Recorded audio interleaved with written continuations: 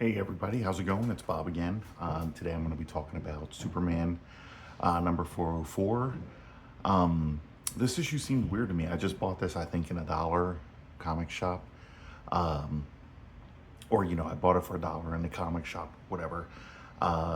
And this is one of those things that I kind of miss in comics where you get a cover that says something and it's kind of just like a clickbaity cover or whatever. um, it's saying that Superman disappeared forever or Superboy, as you could tell by the picture. This is a single issue story, which is pretty cool. But we start off with Superman here in space, fighting some aliens. First of all, I want to say I love the artwork in this. It's by Carmine Infantino. When I looked through this, I was just like, "Oh, this is awesome." Also, I want to point out this came out in 1984, making this comic 40 years old, and I don't know. I guess I never noticed that stuff before. I've been reading a lot of Arak, Son of Thunder, which is like my new favorite comic.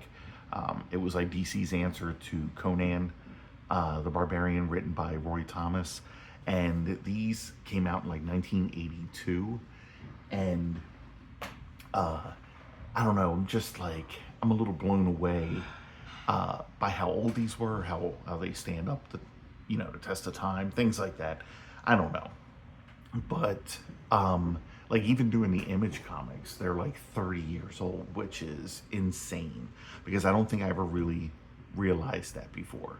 But anyway, so we have Superman here in space, and he's apparently fighting some aliens. Okay, and he is ripping their ship to shreds when suddenly there's a ringing that he's hearing in space, and he's like, I'm not supposed to be able to hear sound or whatever. But then as he turns, you see that he just wakes up in bed next to Lana.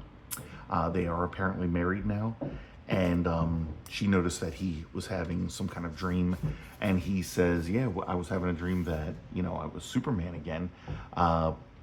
Apparently he was Superboy, had his superpowers, lost them at the age of 16, was injured and in a coma for about 3 years.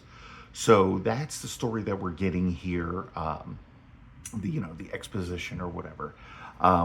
I do like this Lana Lang a lot. Carmine Infantino did a good job there. So, we're getting the sense that, here's Clark Kent. He's a businessman. This is his house. His parents live with him. He's married to Lana. They have a son, okay? And he is off to work with his father, where he does a chain of grocery stores for the Kent supermarket. He's opening a new one in this issue. So during that time, we then, he's getting hit with it's the anniversary of the disappearance of Superboy. So that's kind of hitting him hard because he's remembering the time, that he had these superpowers or whatever. Now we're going to cut to Lex Luthor, who is basically seeing the same thing, okay? And he's reminiscing about the time that in a power suit, he beat the crap out of Superboy, apparently causing him to lose his powers, or he thought that he, threw Superboy so far away that he was never able to come back or whatever, okay? So he's just, giddy with joy or whatever, what he did to Superboy. And then we're going to cut back to Kent and his family again. And they're seeing the posters of Superboy because apparently a book is being released by Lois Lane about Superboy. And he's going to go check it out while his family goes to get ice cream.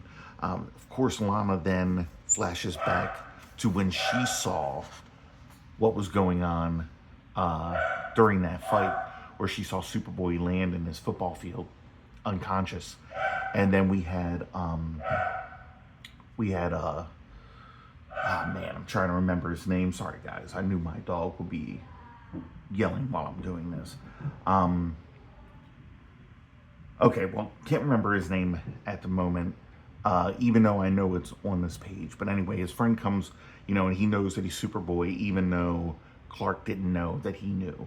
But he's there to help Superboy, and he asks Lana for help too, and it kind of reveals the identity. And then we know that he was, in a coma for 3 years after that. Now we cut back to Lana, thinking about Clark after this flashback. Clark in the bookstore taking a look at this Superboy book by Lois Lane and talking to the store owner about it.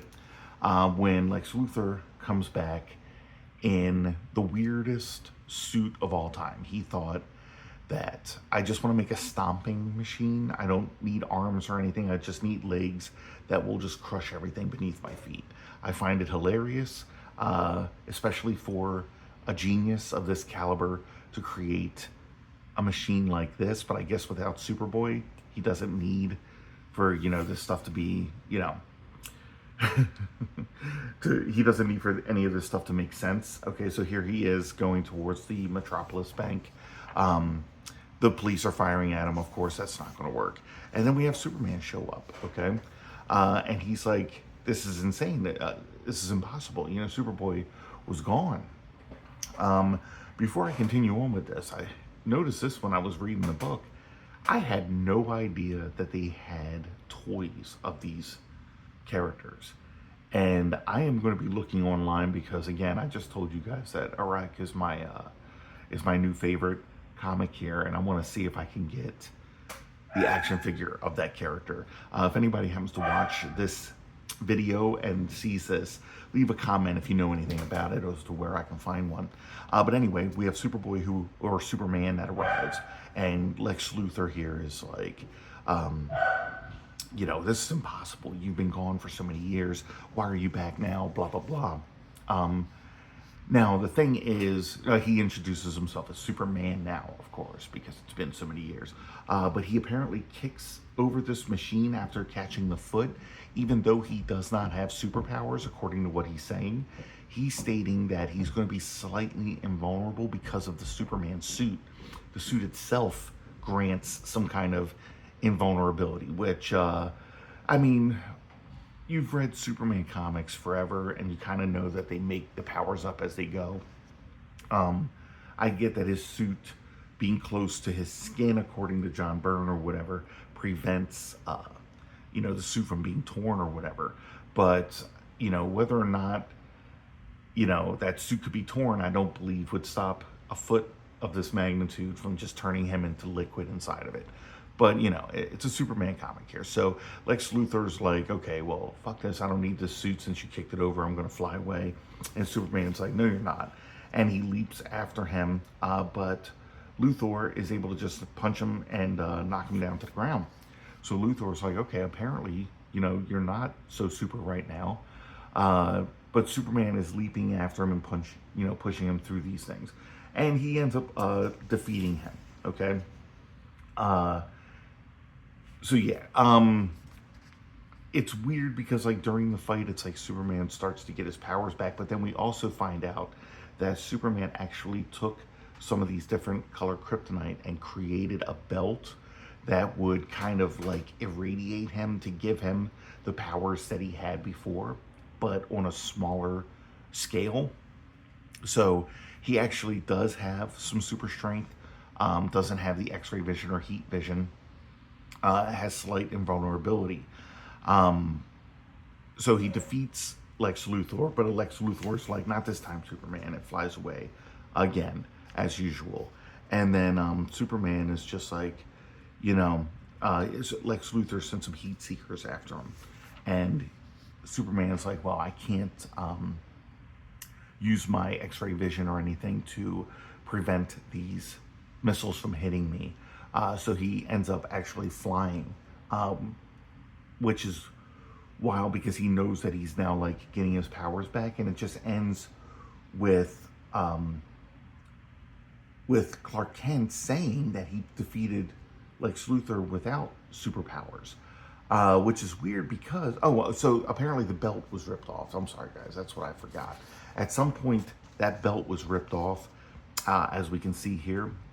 And Superman actually didn't have his superpowers when he jumped out of the way of these missiles, jumped up here to get Lex Luthor, and then beat the hell out of him. So he's like, I can, I guess, still be a hero even if I don't have my powers, which is, and it's weird, like it ends with this saying that, you know, Clark Kent knows now that he was born to be Superman forever, but I guess he's Superman in the sense that he's still going to be out there defeating Lex Luthor even if he doesn't have his powers. I am not sure what the storyline here is with this. You can see that this comic is a little worse for wear, but remember, I bought it for $1. It has the whole story here. We're getting the background and everything. And I'm wondering, was this the only issue that had this? Was there a time that Superman got his powers back? Was the issue before this the one where, you know, because we're talking about Superboy here. This is a Superman title with number 404, so I don't know. It's kind of weird, but this is has been Superman 404. I thought it was just a weird story, considering how it ended without him getting his powers back, and keeping with whatever timeline thing is going on here. If you guys like the video, please hit like. It helps my channel grow. If you want to see more things like this, hit subscribe. I'm a comic book artist and I'm trying to get my name out there. So stay tuned because I'll be releasing my own comics in the future. Guys, thanks for watching.